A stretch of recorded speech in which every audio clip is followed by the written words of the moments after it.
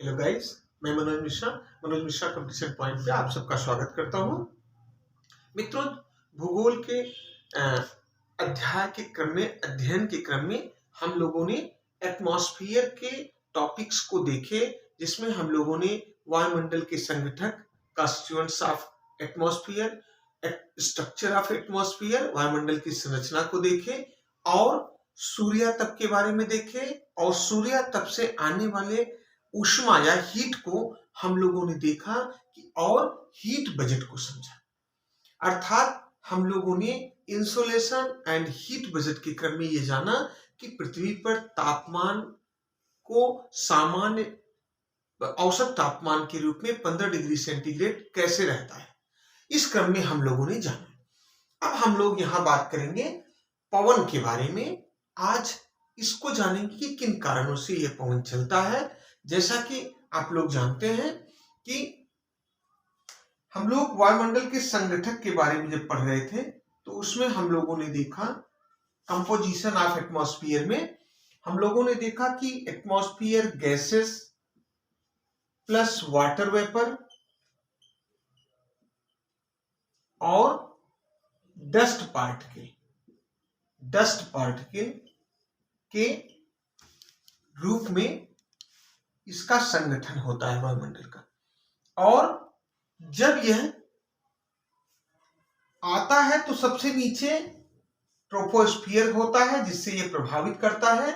और हम लोगों ने देखा कि जब ऊष्मा इस पे आती है तो लघु तरंगों के रूप में वो पृथ्वी पर आती है। 14% कुछ इसके ऊपर से ही निकल जाती है, 14% एटमॉस्फेयर में अवशोषित होती है और 51% हम लोगों ने देखा कि पृथ्वी के सरफेस पे होती है।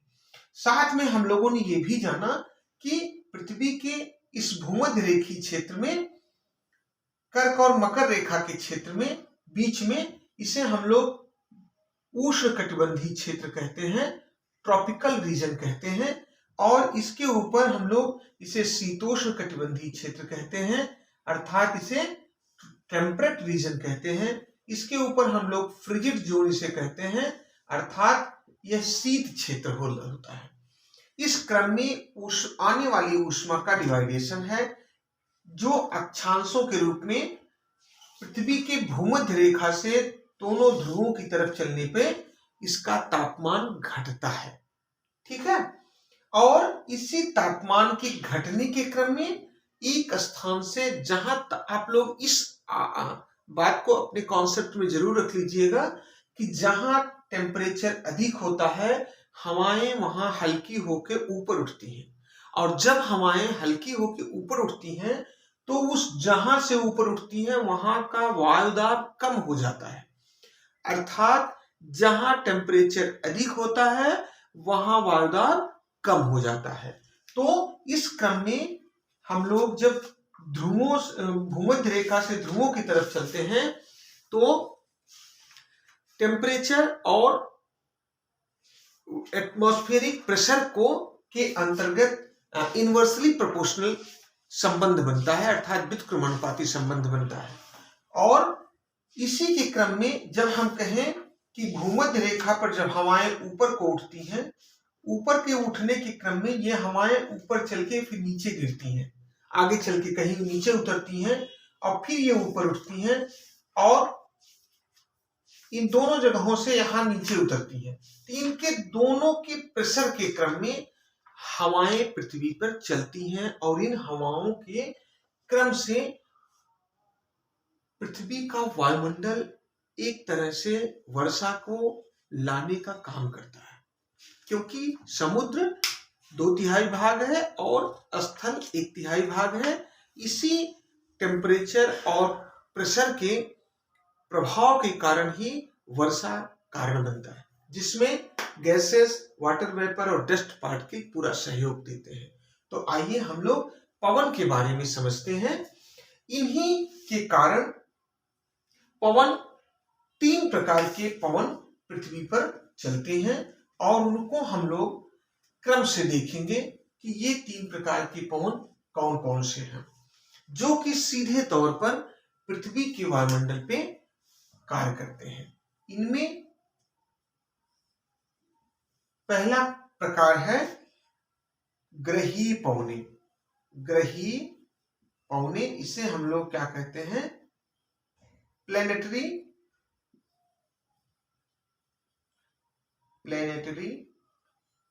विंड्स। इसे हम लोग ग्रही पौने कहते हैं, जिसमें हम लोग देखेंगे कि पृथ्वी पर कैसे व्यापारिक पौने, पछुआ पौने और ध्रुवीय पौने चलती हैं। और ये तीनों पौने ग्रही पौनों के रूप में लगातार चलती हैं पृथ्वी पर, और ये अपना एक मानक लेके चलती हैं। दूसरे क्रम में हम लोग देखेंगे, इसे हम लोग कहेंगे सीजनल विंड्स। सीजनल विंड्स, जिसे हम लोग कहते हैं मौसमी पौने। मौसम के अनुसार कुछ हवाएं चलती हैं, इन्हें हम लोग मौसमी विंड्स के रूप में देखेंगे, जो कि मुख्य रूप से भूमध्य रेखा से जब उत्तरी गोलार्ध या दक्षिणी गोलार्ध में चलती हैं तो इनकी दिशा चेंज होती है, और ये मुख्य रूप से भूमध्य रेखीय क्षेत्र में प्रभाव देती है। तो इनको हम लोग देखेंगे जब हम लोग भारत का भूगोल देखेंगे, उसके भारत के मानसून के क्रम में इसे अच्छे से समझेंगे। लेकिन इसको यहाँ एक बार हम लोग जरूर स्पष्ट करने का प्रयास करें। तीसरी हवाएं हैं स्थानीय या लोकल विंड्स। लोकल विंड्स ये स्थानीय हवाएं हैं, जैसे कि हम लोग स्थान के अनुसार जब हवाएं चलती हैं उन्हें हम लोग बताते हैं इनको। जैसे चिनूक एंडीज पर्वत रॉकी पर्वत से नीचे उतरती है यूएसए में, और हरमट्टन, सिरोको, बोरा, फॉन तमाम तरह की ये जो पौने हैं ये स्थानीय पौने हैं, और सीधे सीधे कंपटीशन में पूछे जाते हैं कि वास्तव में ये गर्म पौने हैं या ठंडी पौने हैं, इनके कार्यक्रम में छांटिए और बताइए। तो इसमें इंपॉर्टेंट चीजें पूछा जाता है, इसमें कॉन्सेप्चुअल चीजें पूछी जाती हैं, जैसे मानसून की हवाएं, पर्वत समीर, घाटी समीर और स्थलीय समीर या सागरीय समीर, इसको हम लोग इसमें सीजनल में देखेंगे। और इसमें हम लोग पछुआ हवाएं और व्यापारिक हवाएं तथा ध्रुवीय हवाओं के क्रम में पढ़ेंगे।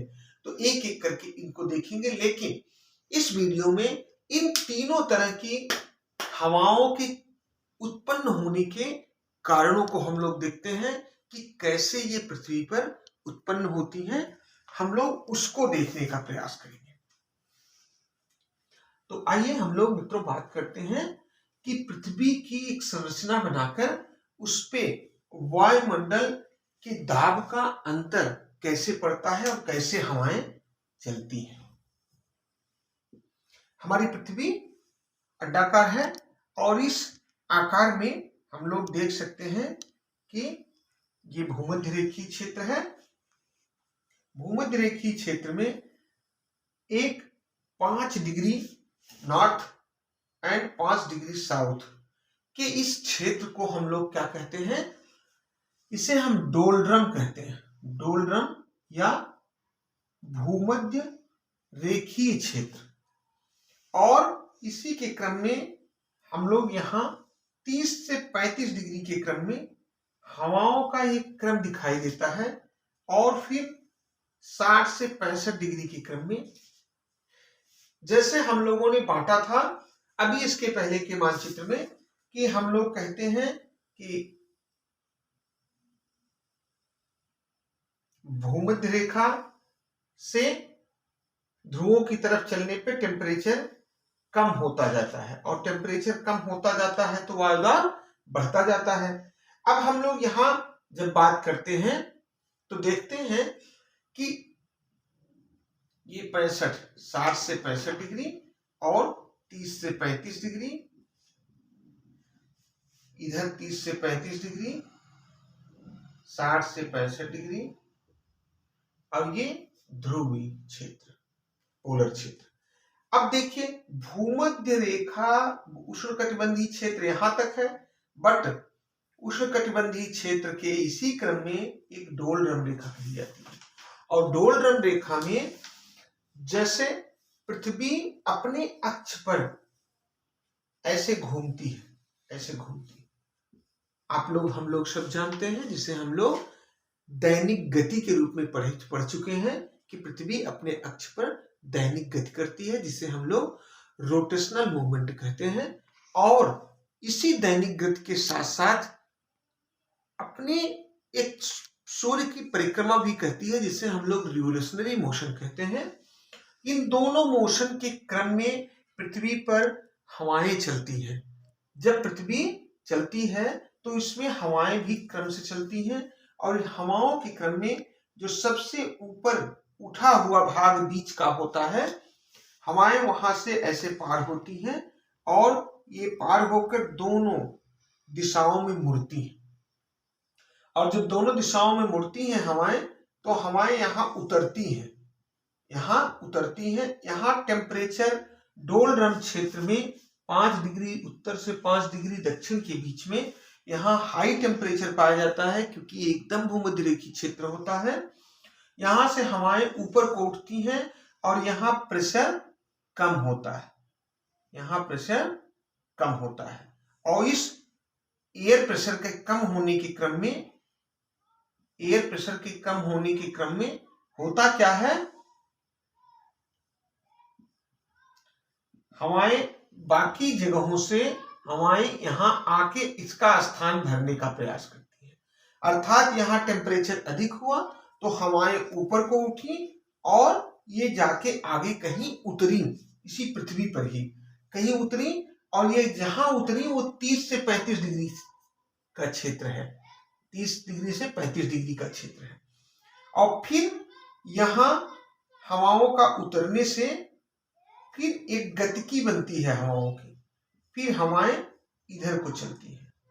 यहाँ उतरने के बाद इनका फैलाव होता है और ये हाई प्रेशर से लो प्रेशर की ओर चलती हैं। अर्थात यहाँ टेम्परेचर हाई हुआ तो लो प्रेशर था, यहाँ दोनों तरफ हवाएं आके टकराती हैं, और यहाँ फिर जब हवाएं उतरती हैं, उतरने के क्रम में इसे हम लोग 30 से 35 डिग्री के बीच में हवाएं उतरती हैं, इसे हम लोग उपोष्ण उच्च वायुदाब कहते हैं। अर्थात यह ट्रॉपिकल हाई एयर प्रेशर के रूप में जाना जाता है। तो उपोष्ण उच्च वायुदाब का क्षेत्र ये बनता है, और ये डोलड्रम निम्न वायुदाब का क्षेत्र बनता है। और जब हम लोग इसे देखते हैं तो यहाँ हवाएं जब उतरती हैं तो उतर के ये फैलाव देती हैं। अर्थात इधर से हवाएं इधर को चली गई, जिसे हम लोग व्यापारिक हवाएं कहते हैं, इसे भी व्यापारिक या ट्रेड विंड्स कहते हैं।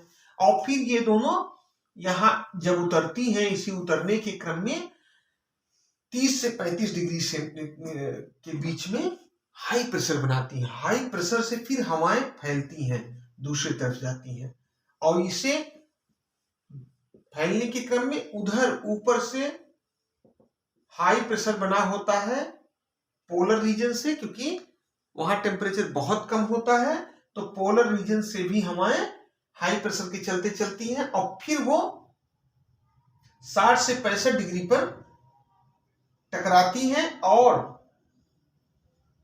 ऐसे उतरती हैं। ये हवाएं यहां से भी चल के और यहां से भी चल के ये हवाएं उतरती हैं, यहां उतरती हैं और यहां उतरती हैं। तो ये 3 तरह के सेल का क्रिएशन करती हैं। 3 तरह के सेल के क्रिएशन ही कई अलग अलग नाम है जो सीधे पूछे जाते हैं। इसे हम लोग हैडली सेल कहते हैं, हैडली सेल, और इसे हम लोग फेरल सेल कहते हैं, फेरल सेल, और फिर पोलर सेल,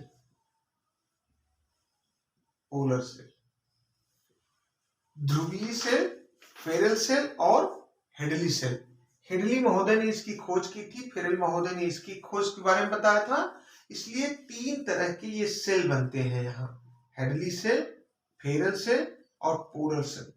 जैसा कि नाम से स्पष्ट है, हेड का मतलब सर से है, और पोलर का मतलब पी से पैर अगर रख लीजिए तो यफ जो है वो बीच में है। आपको याद करने के लिए आसानी होगा। हेड, फिर पैर, हेडली, फेरल, पोलर, ये 3 के क्रम में हवाएं पृथ्वी पर ऐसे बनी हुई हैं।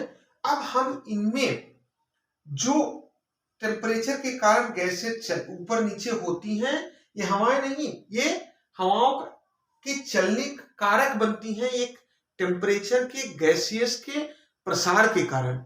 गैसेस कहाँ प्रसार करती हैं? यहाँ हाई टेम्परेचर भूमध्य रेखा पर होने के नाते हवाएं ऊपर को उठती हैं। ऊपर को उठकर ये दोनों यहाँ उपोष्ण उच्च वायुदाब के क्षेत्र में उतरती हैं और दोनों तरफ ऐसा होता है। और यहाँ फिर ये हवाएं जहां उतरती हैं वहां बहुत प्रेशर होता है और इस प्रेशर के चलते दोनों तरफ हवाएं फिर फैल जाती हैं। इधर की हवाएं फैलती हैं और इधर से पोलर हवाएं आती हैं, फिर ये दोनों टकराती हैं। यहाँ से टकरा के फिर हवाएं उठती हैं और जब इधर को आती हैं तो फेरल सेल हो जाती है, इधर को जाती है तो पोलर सेल हो जाती है। इन के क्रम में कभी कभी नाम पूछ लिया जाता है हेडली, फेरल और पोलर सेल का। अब ये तीनों सेल जो गैसियस प्रेशर और ग्रेडियंट के कारण यहाँ हवाएं 3 तरह की ग्रही हवाएं पौने या चलती हैं। 3 तरह की ये ग्रही पौने, जिनका नाम हम लोग यहाँ व्यापारिक पौने कहते हैं, जिसे हम लोग ट्रेड विंड्स कहते हैं,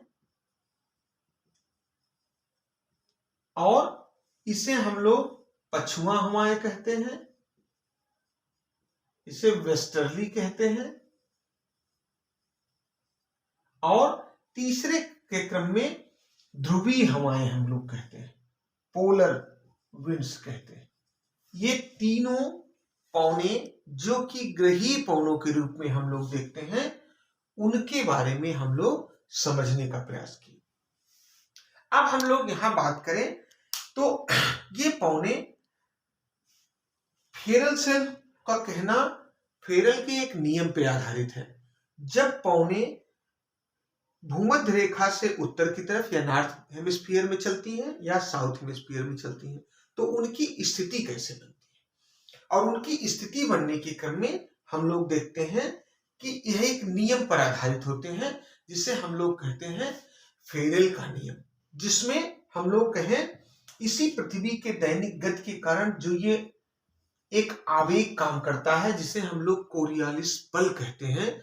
इसी कोरियालिसिस बल के प्रभाव में एक फेरल ने अपना नियम दिया है, जिसे हम लोग एक परिभाषा के रूप में फेरल के नियम के रूप में पढ़ते हैं, जो कि हम कह सकते हैं फेरल ने कहा है कि धरातल पर स्वतंत्र रूप से चलने वाली हवाएं पृथ्वी की गति के कारण उत्तरी गोलार्ध में दाहिनी ओर और दक्षिणी गोलार्ध में बाईं ओर मुड़ जाती हैं, और इसी दक्षिणी गोलार्ध में दाहिनी ओर और उत्तरी गोलार्ध में दाहिनी ओर और दक्षिणी गोलार्ध में बाईं ओर मुड़ने के क्रम में ये झुक चलती हैं। इसे हम लोग फेरल का नियम कहते हैं।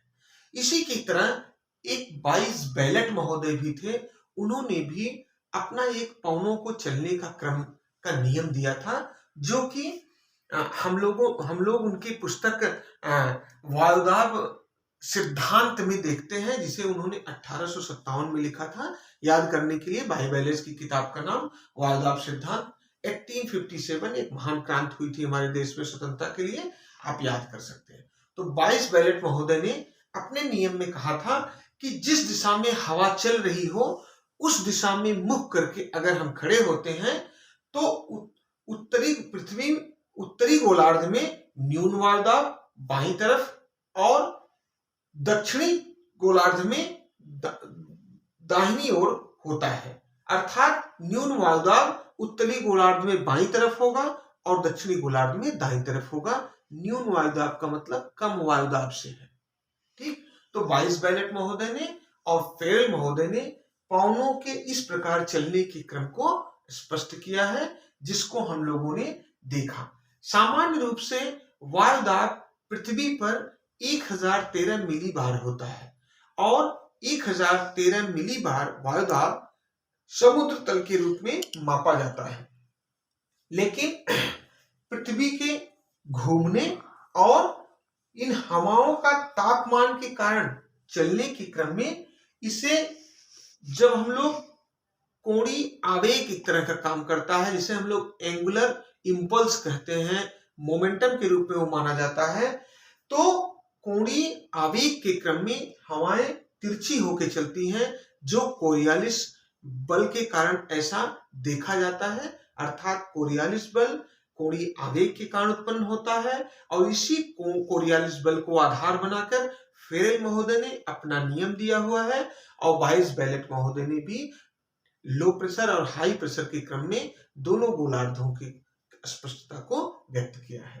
तो आज हम लोगों ने इस वीडियो में देखा कि वास्तव में वायुमंडल में तापमान और इस पृथ्वी के गति के कारण हवाएं कैसे चलती हैं। इन हवाओं के क्रम में कैसे 3 तरह के पवन स्पष्ट रूप से चलती हैं, जिसे हम लोग ग्रही पवनें, प्लैनेटरी विंड्स, सीजनल विंड्स और लोकल विंड्स में बांट कर देखते हैं। तो आज हम लोग इस वीडियो में इतना ही कंप्लीट करते हैं। मैं चाहूंगा कि नेक्स्ट इन तीनों विंड्स पर एक एक वीडियो आएगा। आप उन वीडियोस को देखें, लाइक करें, शेयर करें और सब्सक्राइब भी करें। Thank you.